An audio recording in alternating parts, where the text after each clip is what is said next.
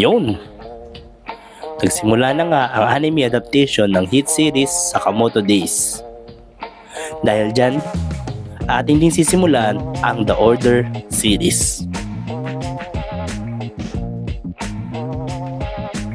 Ang Order ay samahan ng mga elite agents sa JAA o Japan Association of Assassins. Sila ang nagre-resolba ng gulo sa loob ng organisasyon. Gaya ng pangalan nila, they maintain the order within. At kung may external threats na hindi kaya ng ordinaryong agent, sila ang nakatoka na humarap dito. Sila ay directly reporting sa chairman ng JAA.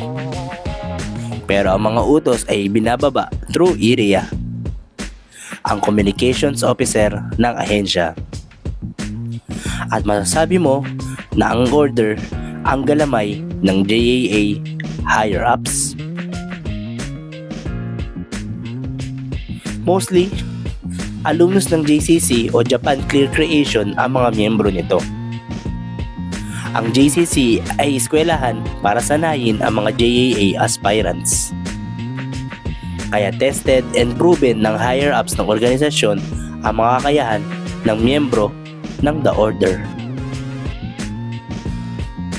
Mayroon lang isang leader ang The Order.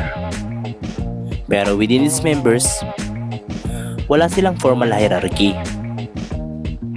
At dahil din sa success rate ng mga misyon ng grupo, mayroon silang urban legend status sa buong organisasyon. Kaya naman sila ang tinuturing na pinakamalakas at kinakatakutang grupo sa buong organisasyon. And that's it. Next time, iisa-isahin natin ang current and former members ng The Order. Kaya naman, kung may anime, manga related topic kayo na gusto nyo i-feature namin, just comment down below or DM us. Please do follow, like, and share. See you sa next video.